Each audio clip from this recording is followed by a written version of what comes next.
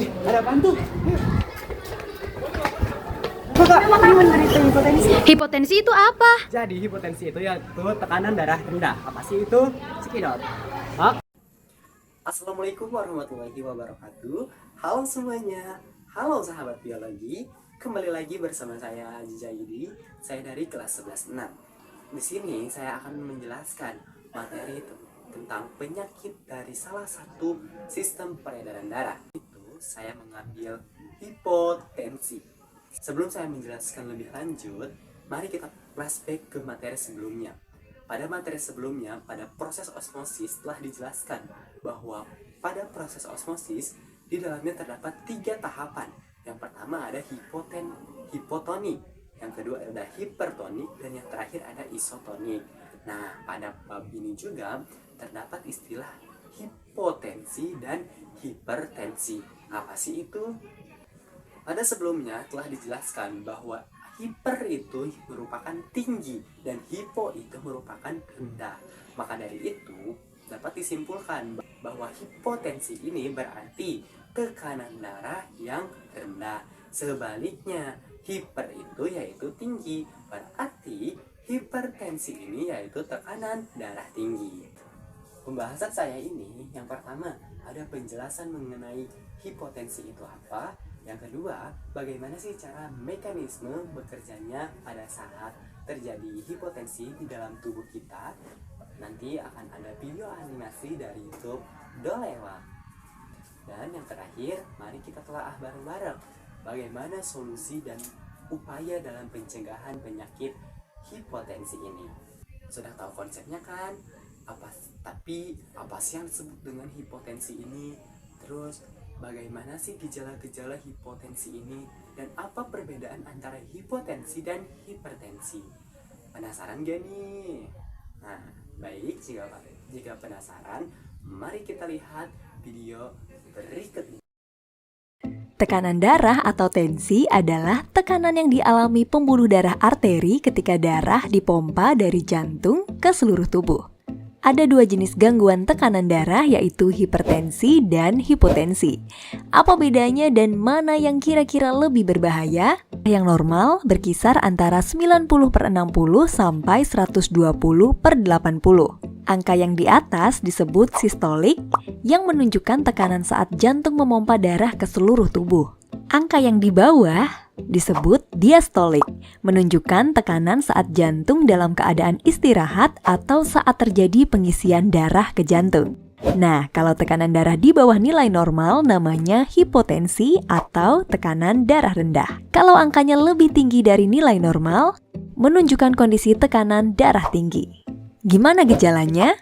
Hipertensi seringkali nggak menunjukkan gejala di awal, jadi disebut-sebut sebagai silent killer. Kalau tensinya udah tinggi banget, baru biasanya memunculkan gejala kayak sakit kepala, pandangan kabur, nyeri dada, sesak nafas, atau sering mimisan. Kalau nggak diobati, tensi tinggi bisa menimbulkan komplikasi penyakit jantung, stroke, dan penyakit ginjal.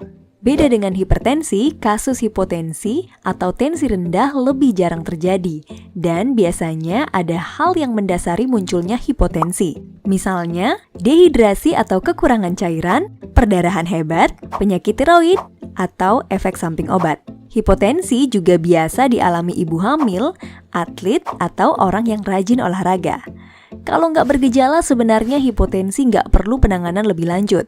Tapi hipotensi yang bergejala pusing, mata berkunang-kunang, mual muntah, lemes sampai pingsan nggak bisa dianggap remeh. Kalau tekanan darah turun drastis secara tiba-tiba, bisa bikin tubuh nggak mendapatkan oksigen yang cukup, maka akan berisiko menimbulkan kondisi berbahaya yang mengancam nyawa. Jadi, mana yang lebih berbahaya, hipertensi atau hipotensi? Hipertensi dan hipotensi sama-sama bisa berbahaya buat kesehatan, jadi nggak boleh meremehkan keduanya. Sebaiknya, lakukan pengukuran tensi secara rutin untuk memantau kondisi kesehatan. Oke, jadi yang dimaksud dengan hipotensi ini yaitu kondisi ketika tekanan darah dalam tubuh di bawah batas normal atau biasa dikenal sebagai tekanan darah rendah. Tekanan darah rendah ini bisa terjadi sebagai gangguan kesehatan sendiri atau sebagai penyakit tertentu. Contohnya yaitu demam berdarah.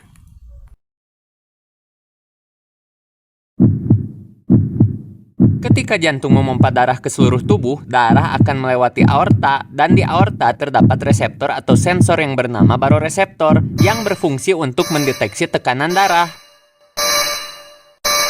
Gawat, tekanan darah menyentuh angka 90/60. Ini udah di bawah standar. Aku harus segera melaporkannya ke otak. Bagian yang diberi tanda disebut nukleus tractus solitarius atau bisa disingkat NTS. Sinyal dari baroreseptor akan diterima oleh NTS. Sinyal dari baroreseptor, aku harus segera sampaikan ke mereka bertiga.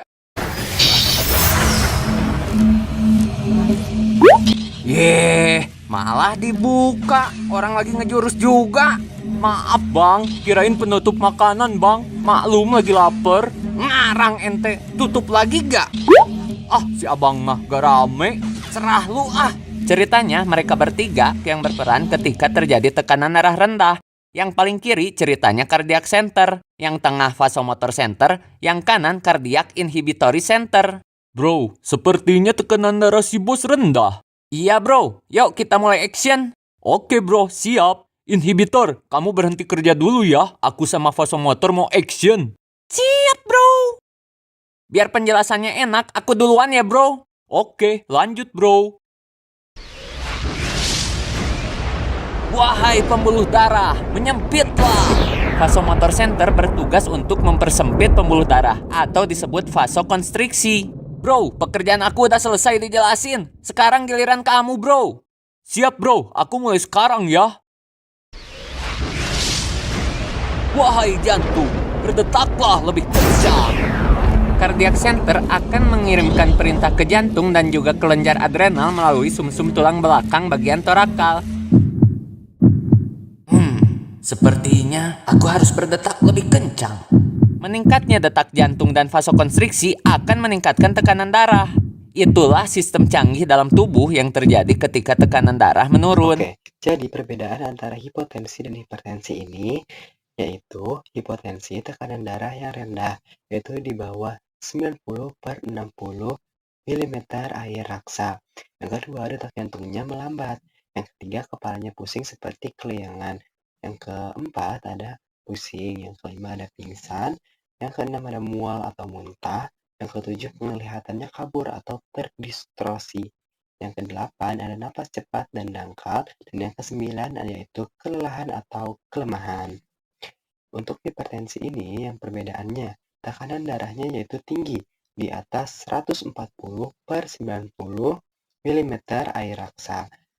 Memiliki gejala seperti sakit kepala, pusing, sesak napas, penglihatan yang kabur, dan terasa berdenyut di leher atau kepala, dan mual. Jadi kesimpulannya, hipotensi ini merupakan kondisi di mana tekanan darah seseorang lebih rendah dari kata normal, biasanya di bawah dari 90/60 mm air raksa. Mekanisme utama yang menyebabkan hipotensi berkaitan dengan gangguan regulasi aliran darah dan tekanan darah oleh jantung, pembuluh darah, dan sistem saraf. Faktor-faktor yang berkontribusi ini termasuk penurunan volume darah, penurunan resistensi pembuluh darah, atau masalah pada jantung seperti denyut jantung yang terlalu lambat atau lemah.